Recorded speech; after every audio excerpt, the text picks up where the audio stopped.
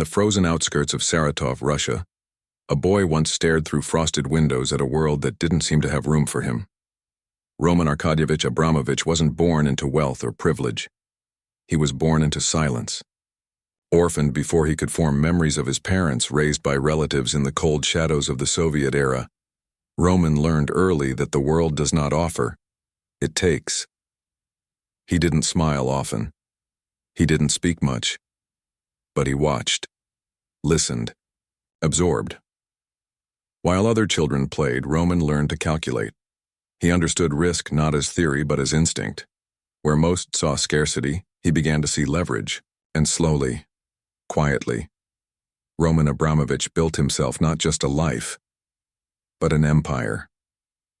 Before the oil fields, before the boardrooms, before the blue flags at Stamford Bridge, there was only a boy. Alone, determined, waiting. And then came the collapse of the Soviet Union. While others were paralyzed by chaos, Roman moved, bought, sold, negotiated, partnered, always under the radar, always one step ahead. They called it luck. But luck favors the prepared. It wasn't easy. Roman slept on friends' couches, survived long winters on instant noodles, worked 12-hour days with no certainty of success. But he learned that in a country unraveling, information was the new currency. And he had the instinct to trade it.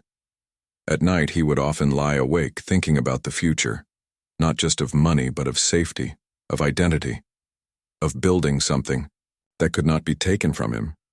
That's what fueled him. That's what drove a teenager with nothing into becoming a man with more than most could imagine. This is not a story of a businessman who bought a football club. It is the story of how a boy without a home changed the home of millions. How one man, shaped by silence, reshaped the noise of European football. And how, in a world full of shouts, it was the quietest voice that made the loudest impact. It is the beginning of a legacy no one saw coming and no one can deny. Roman Abramovich's path to power wasn't born in boardrooms or luxury hotels. It started in the back alleys of Soviet marketplaces, in cramped apartments and crowded train stations. The Soviet Union had collapsed. The country was in economic free fall. And amidst that chaos, Roman saw something few others did: opportunity. His beginnings were humble, even desperate. One of his first businesses was selling rubber ducks and imported toys from his Moscow apartment. He didn't have an office. He barely had a phone. What he had was instinct. Where others hesitated, he moved. Where others feared collapse, he saw chance. The Russian economy in the early 1990s was a wild frontier. Laws changed daily. Corruption was rampant. Fortunes were made overnight and lost just as quickly. But Abramovich kept rising. He diversified. Quickly, from consumer goods to oil, from construction to trading metals. And when the Russian government began privatizing its oil companies, Roman made his move. Sibneft. That was the name of the company that would change everything. He acquired it with the help of politically strategic partnerships, especially with Boris Berezovsky, a powerful oligarch. The transaction, like many in that era, was controversial. Critics called it theft. Supporters called it genius. Roman said nothing. That silence became his trademark. He developed a unique talent, saying little, revealing less, but always knowing more than anyone in the room. And while others flaunted their wealth and made headlines, Abramovich built an empire in the shadows. By the end of the 1990s, Abramovich was not only one of Russia's richest men, but also one of its most politically connected. He became governor of Chukotka, a remote Arctic region, and poured millions of his own money into improving schools, hospitals, and infrastructure there. It was a frozen wasteland forgotten by most. But Roman invested, perhaps remembering what it was like to be forgotten. To some, it was a PR move. To others, it was redemption. For Roman, it was simply a duty. Despite his growing power, he remained an enigma. He didn't give interviews. He rarely appeared in public. But every decision, every move carried weight. He was building something larger than himself. And yet, even as he played the political game in Russia, his eyes were drifting elsewhere. Westward, to England, to London, to something beyond oil and influence. Something that had nothing to do with survival, and everything to do with identity. Football. Roman had grown to love the game. He admired its passion, its unpredictability. He attended matches in Europe, sitting quietly in the stands, unrecognized. He watched Chelsea play. Something about the club, the grit, the energy, the fans spoke to him. It reminded him of himself. London was calling. Chelsea needed saving. Roman needed something to believe in. In 2003, he made a decision that would redefine European football. He bought Chelsea Football Club not as a transaction, but as a transformation. At the time of Abramovich's arrival, Chelsea was a good team, but not a great one. They had history, they had loyal fans, they had ambition, but they didn't have money. The club was struggling under financial stress, unable to compete with the likes of Manchester United or Arsenal. Roman changed that overnight. Within weeks of taking over, he invested over $100 million into the squad. Players arrived in waves: Hernan Crespo, Claude Makelele, Joe Cole, Damien Duff. The football world was stunned. "Who is this guy?" journalists asked. "Why Chelsea?" But Abramovich didn't answer. He didn't give interviews. He just kept building. The media nicknamed it the Abramovich Revolution. He hired Jose Mourinho after Claudio Ranieri, a decision that defined the modern Chelsea era. Mourinho brought the swagger. Abramovich brought the strategy. Together, they conquered England. In 2005 and 2006, Chelsea won back-to-back Premier League titles. They broke records. They played fierce, disciplined football. And through it all, Abramovich watched from his box. Never loud, never showy, always present. He upgraded the training ground, funded the youth academy, invested in analytics before it was fashionable. He was one of the first owners to bring global scouting technology to a Premier League side. Behind the scenes, he was building not just a team, but an institution. At Stamford Bridge, fans started seeing something different. There was hope, there was ambition, there was belief, and, most importantly, there was action. Abramovich didn't just fund marquee signings. He invested in character, in chemistry. He had a private scouting team that focused on not only stats but mentality. He wanted winners, fighters, men who would bleed blue. Chelsea's rise under Abramovich wasn't a fluke. It was by design. And, while the media focused on the flashy spending, Roman focused on the spine of the squad. The leaders, the future. Frank Lampard, John Terry, Peter Cech, Didier Drogba. These weren't just players. They were symbols of the new Chelsea, of Roman's Chelsea. His presence wasn't always seen, but it was always felt. Staff at Cobham training ground would describe the rare days he showed up. No entourage, just Roman. Observing. Occasionally, chatting with players. Often just watching from afar. There was a calmness about him. But also an intensity. Everyone knew they were part of something bigger, something unprecedented, and that created a culture of professionalism, of expectation, of pride. When Chelsea lifted their first league title in 50 years, fans wept, players cried. But Roman, he smiled faintly, clapped, and quietly disappeared from the stage. Because it was never about him. The world took notice. European giants began fearing Chelsea. No longer a London club struggling to find an identity, Chelsea became a titan, and it all started with a quiet man who saw potential in a struggling team, who chose love over legacy, purpose over politics. The transformation wasn't just financial, it was spiritual. Chelsea became more than a club. It became belief. It became power. It became blue fire. And Roman Abramovich lit the match.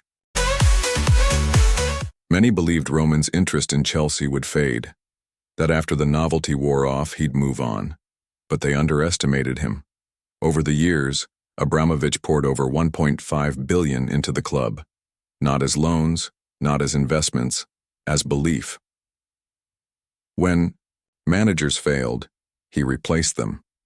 Not out of spite, but out of standards. He expected excellence. He demanded progress. But he never micromanaged. He believed in delegation, but only to those who could carry his vision. He once told a confidant, "Let the coach coach, let the players play. My job is to build the house, they furnish it." That mindset shaped Chelsea's culture. It wasn't just about hiring the best, it was about setting the tone, a tone of seriousness, of ambition, of winning. Everyone at Chelsea understood this club had an owner who wasn't chasing attention. He was chasing legacy. He backed Avram Grant even after criticism. He supported Di Matteo and was rewarded with a Champions League title. He trusted Thomas Tuchel, and Chelsea lifted the trophy again in 2021. Through highs and lows, he stood by his people longer than most billionaires would. But more than trophies, he built stability. He built community. And he built a code. Players spoke of his personal gestures, birthday messages, hospital visits, quiet donations. Staff members, groundskeepers, chefs, drivers, were treated with dignity. He saw them all as part of the same family. When a long-time kitchen staff member lost their home in a fire, Roman replaced everything, without fanfare. Roman wasn't a boss, he was a believer, and the belief paid off. Chelsea became known not just for success, but for resilience. They won when it mattered, they played with edge, and in times of trouble they rallied. He implemented a system that extended far beyond the pitch. Youth development, sports science, psychological resilience training. These weren't just buzzwords. At Cobham, they were deeply funded realities. Even during periods of managerial upheaval, the foundation Roman built held firm.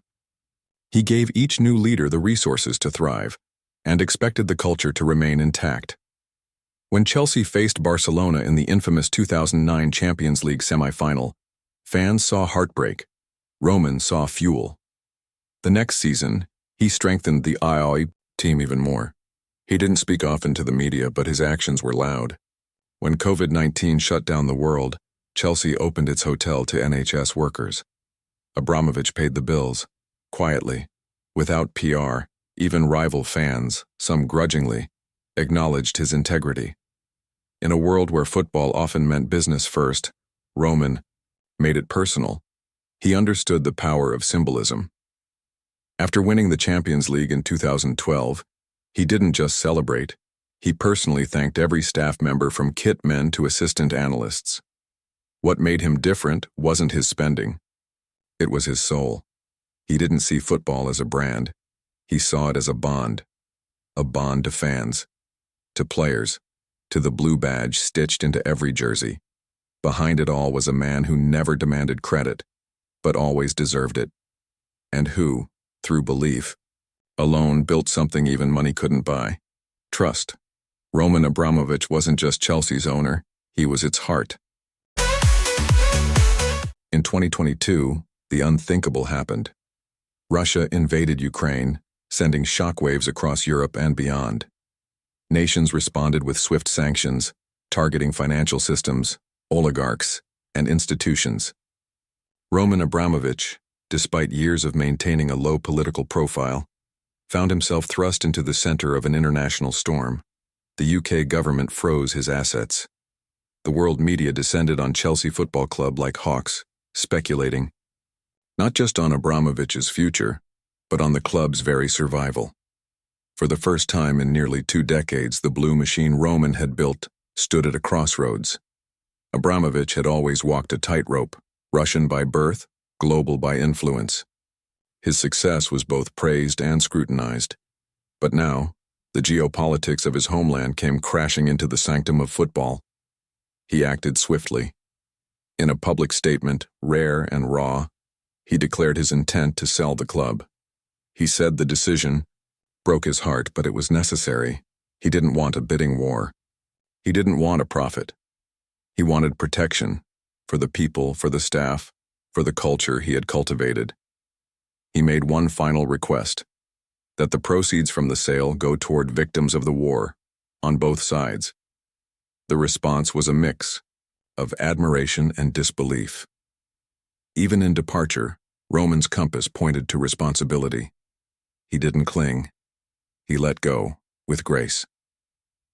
During the transition, Chelsea faced uncertainty. Sponsors pulled out, fans held their breath, players waited, but inside the club a strange calm prevailed, because Roman had prepared them. He had built a system, a standard, a strength that could weather storms.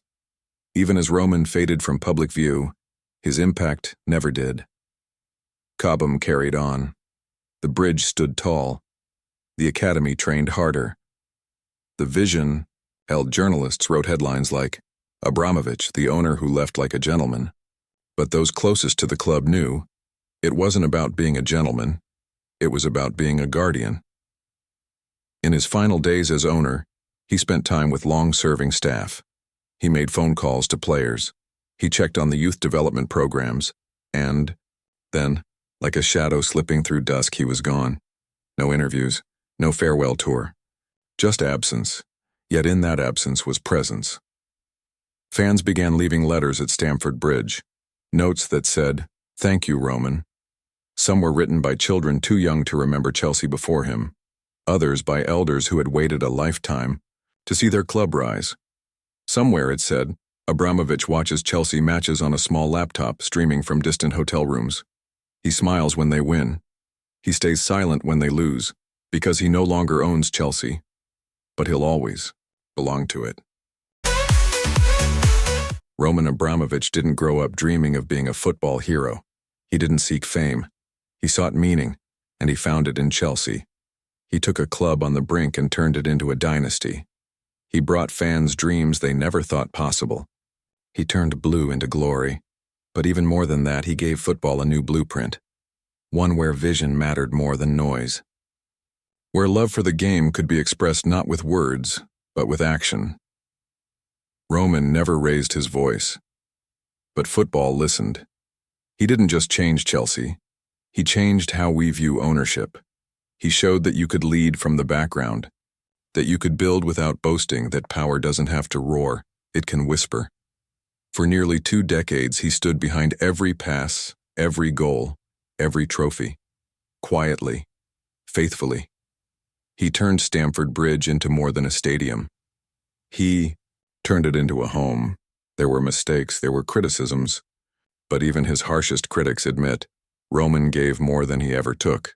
His departure was dignified. His legacy? Untouchable. Fans still chant his name, not because he demanded it, but because he earned it.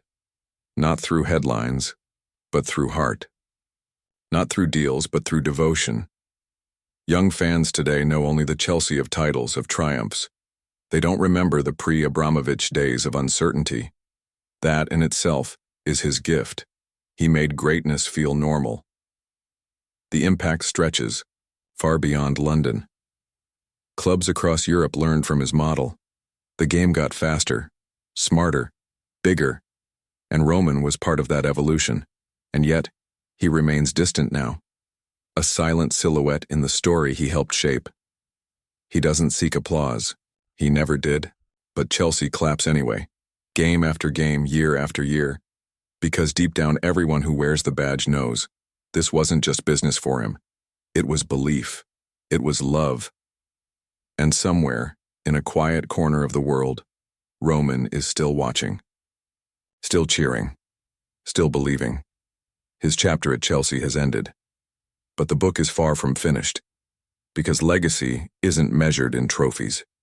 It's measured in moments, and Roman Abramovich gave Chelsea some of its greatest. The story doesn't end here, it never does.